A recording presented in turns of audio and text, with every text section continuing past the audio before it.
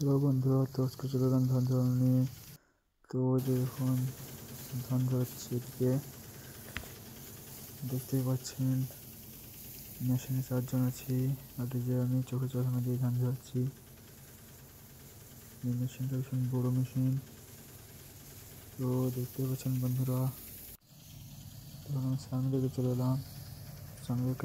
সামনে দিক থেকে দেখাবো যে ধান ঝাড়াচ্ছে আর এদিকে ধান দিচ্ছে। আর এই ধানগুলো আজকে ঝরানো হয়েছে। আর এই ধানগুলো এখন অবধি আছে।